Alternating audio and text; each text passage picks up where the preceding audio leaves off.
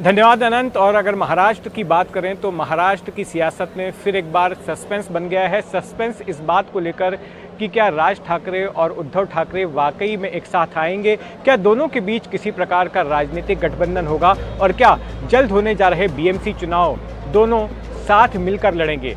देखिए, हमने देखा था कि 5 जुलाई की वो तस्वीरें जहां पर ये दोनों ही भाई, जो कि दोनों अलग अलग पार्टियों के प्रमुख हैं, वो एक साथ आए थे, एक मंच पर आए थे और उससे एक तरह से ये संदेश दिया गया था कि अब आगे दोनों साथ मिलकर राजनीति करेंगे और ये कयास लगाए जाने लगे कि दोनों बीएमसी के चुनाव भी साथ लड़ेंगे, गठबंधन भी इनके बीच में होगा। लेकिन अब कुछ और खबरें आ रही हैं। प्रकाश महाजन, जो कि महाराष्ट्र नवनिर्माण सेना यानी कि राज ठाकरे की पार्टी के नेता हैं, उन्होंने ऐसा कहा है कि एमएनएस पदाधिकारियों और कार्यकर्ताओं के बीच इस बात को लेकर मतभेद पैदा हो गया है कि उद्धव ठाकरे के साथ जाया जाए। कुछ लोग मानते हैं कि उद्धव के साथ नहीं जाना चाहिए, तो कुछ का कहना है कि दोनों भाइयों को एक साथ आ जाना चाहिए, इससे मराठी लोगों की ताकत बढ़ेगी। वहीं इस पर राज ठाकरे ने भी अनौपचारिक तौर पर बातचीत करते हुए ऐसे संकेत दिए कि जो 5 जुलाई का इवेंट था, इसका मतलब ये ना निकाला जाए कि अगर दोनों उस वक्त साथ में आए थे तो आगे भी साथ में ही रहेंगे और दोनों के बीच कोई राजनीतिक गठजोड़ हो सकता है। उन्होंने ये कहा कि बीएमसी चुनाव दोनों साथ मिलकर लड़ेंगे या नहीं लड़ेंगे, इस पर बाद में फैसला लिया जाएगा।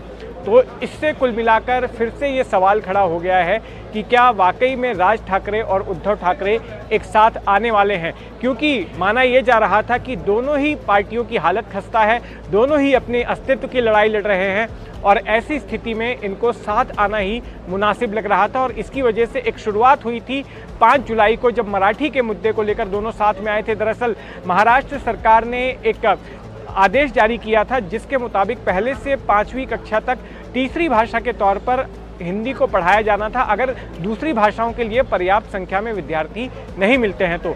इसको लेकर आंदोलन शुरू किया राज ठाकरे ने, जिसमें उद्धव ठाकरे भी कूद पड़े और फिर इस मुद्दे को लेकर जब सरकार ने वो फैसला वापस ले लिया तो एक विजय उत्सव मनाया गया मुंबई के वर्ली इलाके में।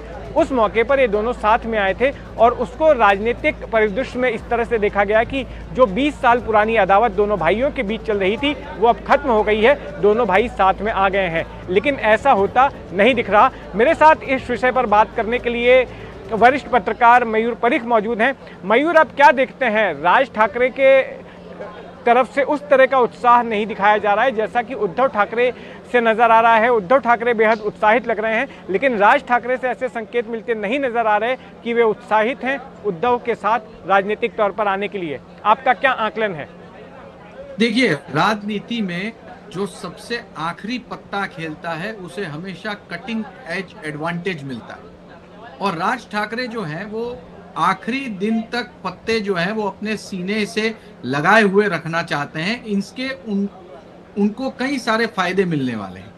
पहला फायदा यानी ये कि यदि वो अभी डिक्लेयर कर देते हैं कि एमएनएस और यूबीटी सेना दोनों एक साथ लड़ेगी, तो उनकी पार्टी के भीतर भी जिन जगहों पर दोनों पक्षों के नेताओं का एक प्रेजेंस है, एक वार्ड में या एक विधानसभा क्षेत्र में, वो यहाँ वहाँ भागना शुरू कर देंगे।